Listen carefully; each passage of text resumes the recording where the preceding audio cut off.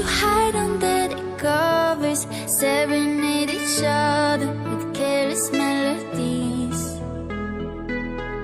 Something buried deep inside us, the major